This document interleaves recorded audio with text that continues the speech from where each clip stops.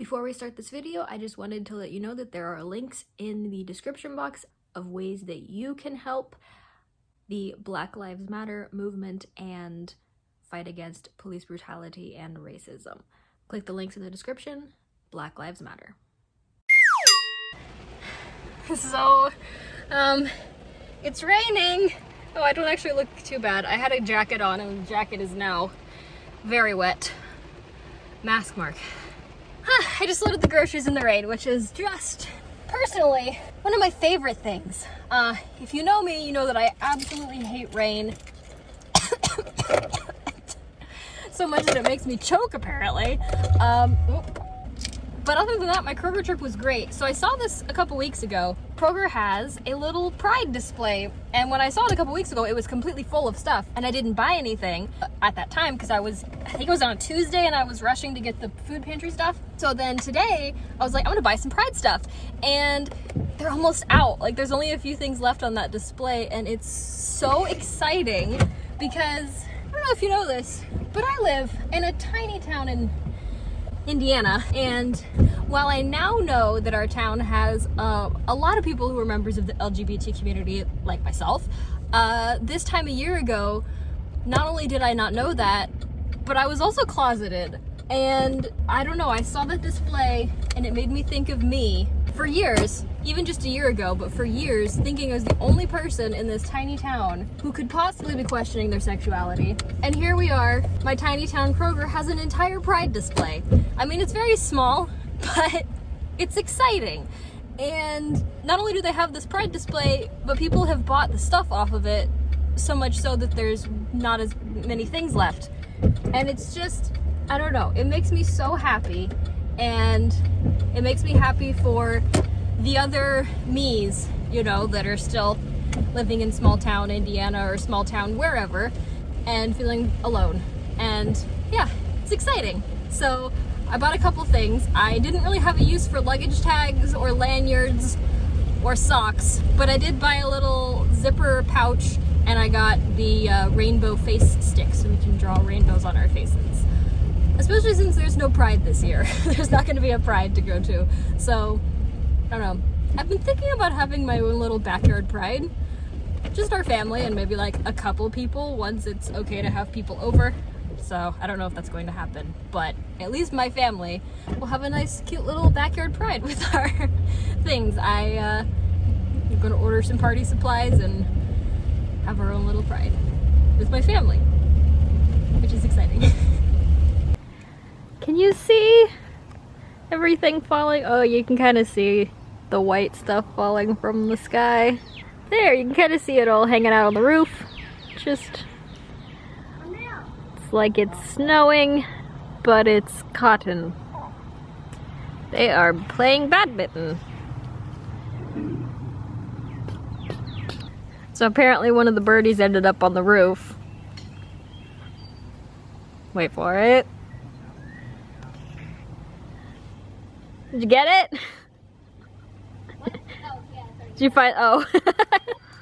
Oh, you climbed the ladder. I was like, how did you get up there? You jumped.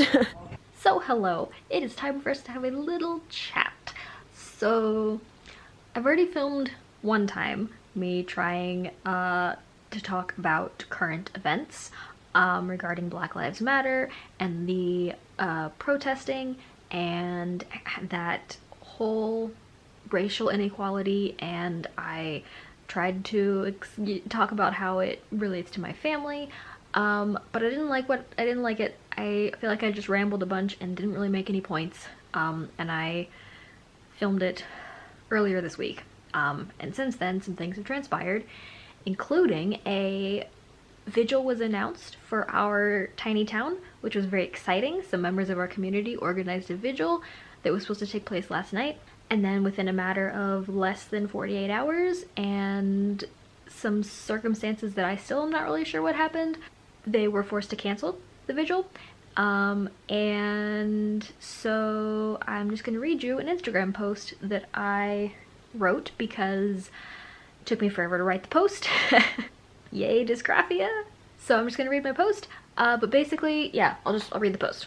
So, story time.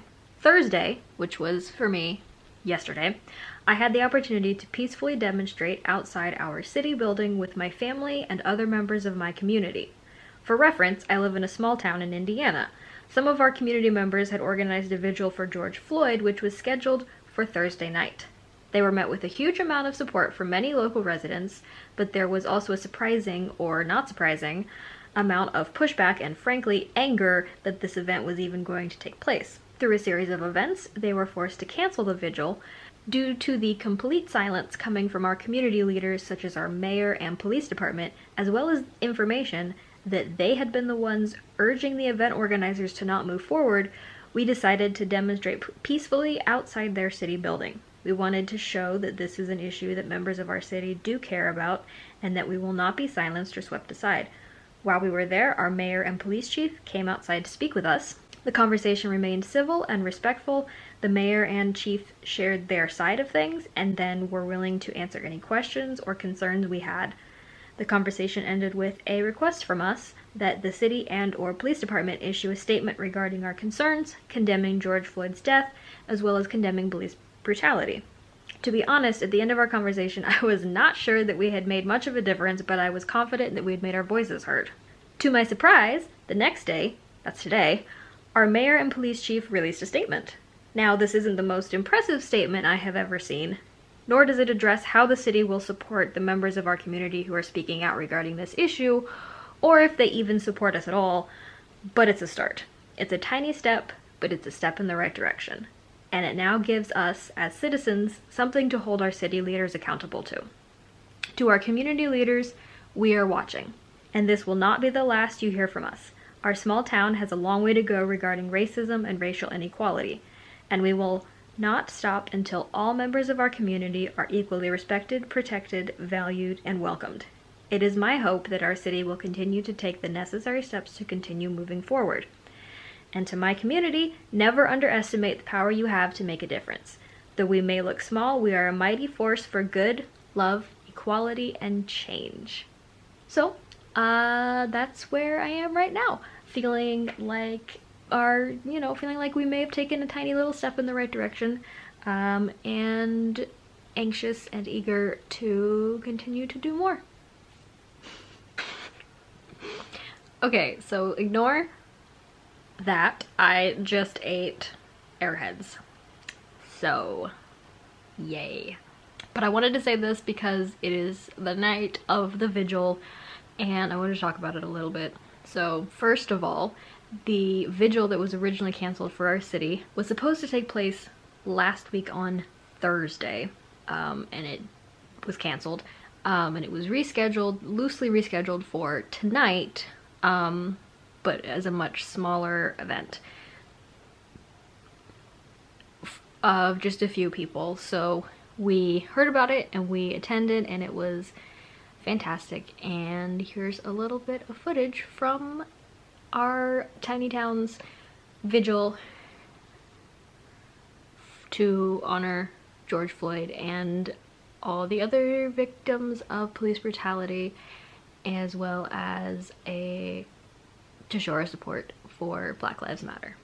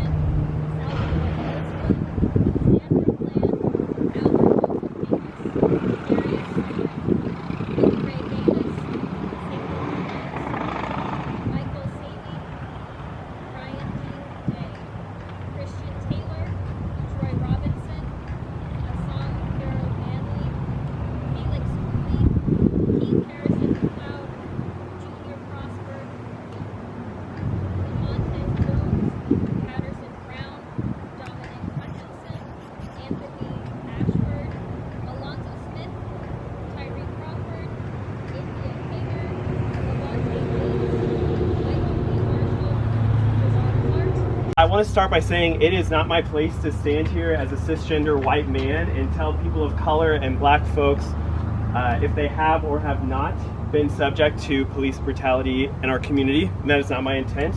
But I would like to use this platform to call our city to action, and it looks like we've got a great start. We live in a community that appears to be immune to what is going on around us in the world. Batesville is an amazing place to live. It's safe, it's comfortable, and it's wealthy. But the question is Batesville truly immune from the national fallout from the deaths of George Floyd, Breonna Taylor, and the countless other black lives lost to police brutality? I think you'll agree that the answer is no. Batesville is not immune, because however much it may feel that we are separate from these events, we are still a part of the country where George Floyd died under the knee of a police officer sworn to protect each and every citizen. We are still a part of the country where Breonna Taylor died in her own apartment. Our city must step up and recognize that we are just as capable to be a force for positive change in black lives as the people in Minneapolis and Louisville where these tragic events took place. As great as Batesville is, we cannot buy into the lie that we have a free pass in this conversation. We have a long way to go before we can truly call ourselves a welcoming community, as some would like to say we are. I believe that robust conversations on diversity and inclusivity must take place between citizens, the police department, and our elected officials. Until then, our city will remain exactly as it is now, a bubble, a place that works for the privileged few. We are not a city of diversity. Sure, diverse folks live here, and I'm thankful each and every day for the people who continue to promote the diverse voices in our community. But the reality is we are a white city, and white cities have just as much a responsibility, if not more, to make change and to amplify the voices of black citizens and people of color as any other city. I believe that Batesville is a place of difference makers. And as I look around and as I ask you to look around, I see faces that represent so much of what makes Batesville great.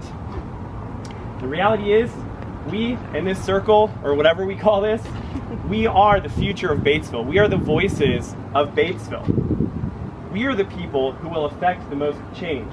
The fact that we are all gathered here tells me that there is a wave of momentum in our community, but we must keep that movement going. No one else is going to do it. My plea is that the leaders of our community, as well as those whom we call our neighbor, will meet us for this conversation.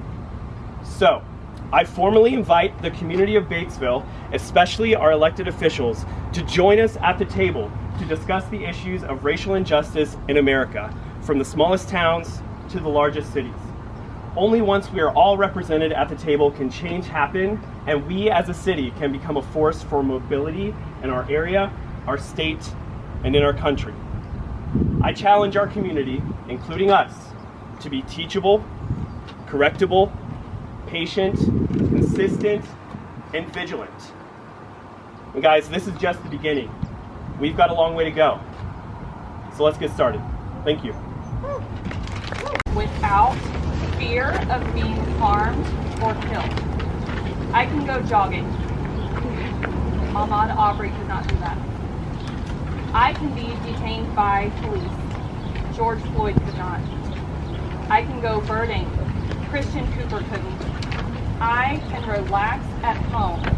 Breonna Taylor, Atlanta Jefferson, and Katherine Johnson couldn't. I can have a mental health crisis. Anthony Hill couldn't. I can defend my girlfriend from armed intruders. Kevin Davis couldn't. I can run unarmed from a cop. Walter Scott couldn't. I can play loud music. Jordan Davis couldn't. I can ask for help from a stranger.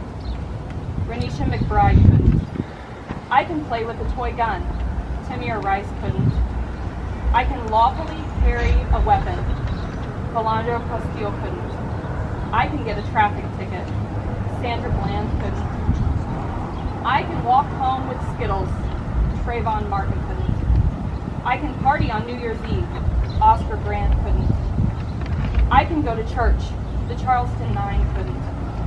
I can shop at Walmart. John Crawford couldn't. I can sell CDs. Alton Sterling couldn't.